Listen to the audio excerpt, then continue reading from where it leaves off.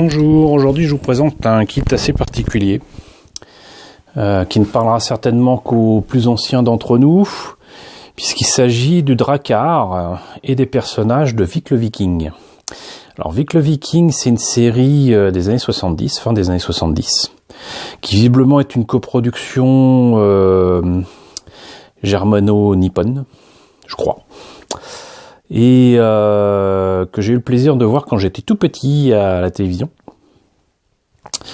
Pour moi, c'était plutôt du milieu des années 70. Mais il est possible que j'ai eu ça peut-être juste avant Goldorak ou juste après. En tout cas, pour moi, c'est vraiment de la même époque que Maya l'abeille, que Aku l'abeille, que beaucoup de séries comme ça que je voyais sur TF1 et sur Antenne 2. Alors je vous avoue très sincèrement que je ne sais plus sur quelle chaîne ça passait. Mais bon, pour moi, Vic le Viking, c'est vraiment légendaire, que ce soit le générique, la série, les personnages, la bande dessinée que je retrouvais régulièrement. Alors je crois que c'était dans Téléparade, ce qui prouverait que c'était de 78. Parce que mon frère et moi-même, nous lisions Téléparade et Télé Junior. Et c'était à partir de Goldorak, donc il y a de fortes chances que ce soit sur cette période-là. Et donc voilà, j'ai trouvé il y a quelques années sur le site HLJ, Hobby Japan, cette maquette de Aoshima, que quelques-uns d'entre vous connaissent peut-être pour les rééditions de kits de, je crois, Alien, mais surtout Retour vers le futur, des petites choses comme ça. Et je me suis précipité dessus parce que quand j'ai vu que ça existait, je me suis dit waouh, chouette, une maquette, ça va être sympa à faire, une maquette de Vic le Viking. Alors la boîte n'a rien de particulier si ce n'est cette sympathique illustration. Là par contre, ce qui me fait un peu peur, c'est la photo des personnages qui seront à l'intérieur et qui sont supposés être peints. Les couleurs sont quand même vachement passées, donc je ne sais pas à partir de quoi ils ont fait ces photos là, mais ça m'a pas l'air d'être tout récent. Rien de particulier ici. Là, on a la photo du Drakkar lui-même terminée. Ici, on aurait donc d'autres kits, toujours de Vic le Viking avec d'autres personnages. Là, ça serait certainement un château, puisque nous rappelons que les Vikings ne vivaient pas uniquement dans des huttes. On dirait Drakkar tourné. Ils ont quand même conquis une bonne partie de l'Europe. Vers entre 1300 et 1400, je ne sais plus. On leur doit d'ailleurs la fondation de la future Russie, j'allais dire blanche. Et là, apparemment, peut-être la baie et peut-être même l'île dans laquelle se déroulent les aventures de Vic et de ses compagnons et de son père, chef du village. Alors sans plus tarder, je vous propose de voir un petit peu ce que ça donne à l'intérieur. Oups. Trop de lumière pour le coup. Tac. Hop, on est mieux comme ça. Alors, pour les personnages, autant vous le dire tout de suite, c'est pas la joie parce que ça c'est habituel chez Aoshima. Ils font certains accessoires et des personnages dans cette espèce de plastique rose un peu spécial qui ressemble à du chewing-gum et qui est pas mal mais qui est mou. Voilà. Moi j'ai des personnages de Retour vers le futur qui sont dans cette matière-là. Alors c'est pas totalement mou, mais bon, c'est pas la joie non plus.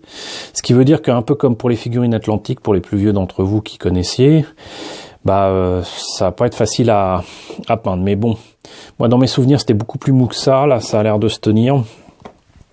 Il y a l'équivalent de 2 grappes avec tous les personnages. Vic est vraiment pas trop mal réussi.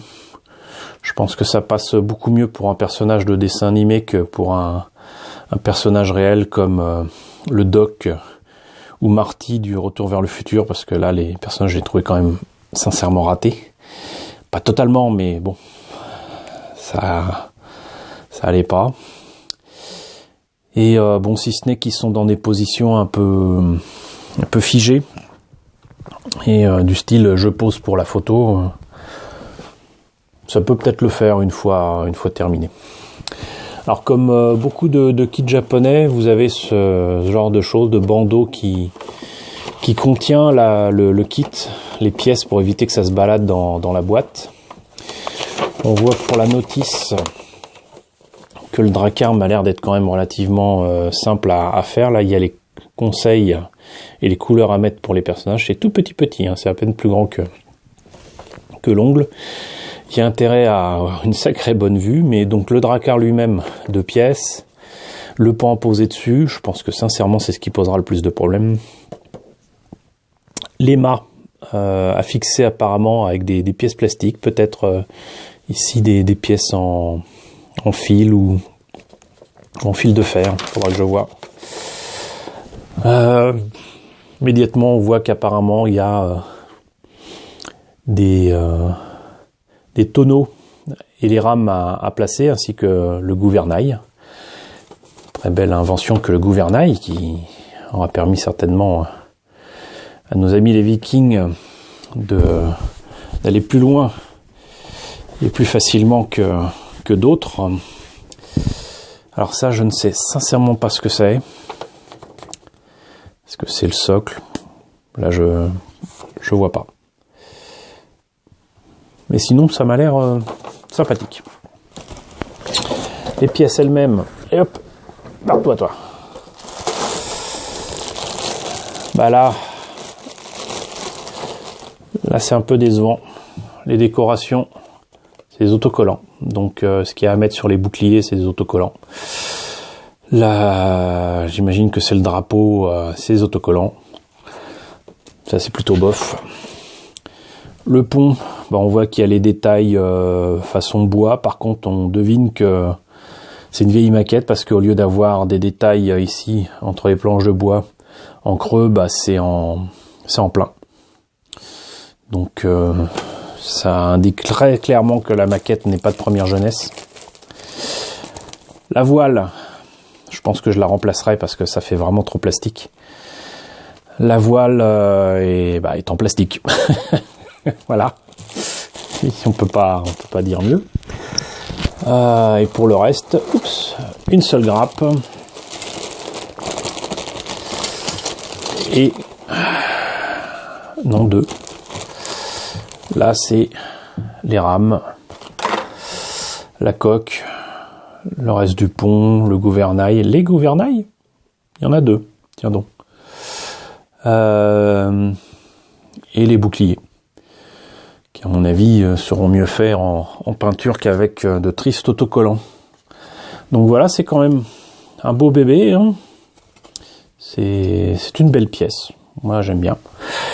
Et si ce n'est que je vais certainement changer la voile avec du vrai tissu, voire du papier plutôt que du plastique. Je pense que c'est une maquette que je ferai volontiers un de ces 4 pour changer un petit peu des sujets exposés actuellement, et pour savoir si les visiteurs lors des salons et des conventions sauront reconnaître cette série qui pour moi est légendaire, mais qui ne parlera certainement pas aux plus jeunes d'entre vous. Voilà, donc c'était un petit kit vite présenté d'une série de la fin des années 70 que je voyais toujours avec plaisir. J'espère que cette présentation vous a plu. N'hésitez pas à me dire ce que vous en pensez dans la section commentaires. Et n'hésitez surtout pas à partager cette vidéo, sait-on jamais, il y a peut-être des personnes à qui ça rappellera de bons souvenirs. Et je vous retrouve très bientôt pour la présentation de nouvelles maquettes tirées de dessins animés japonais.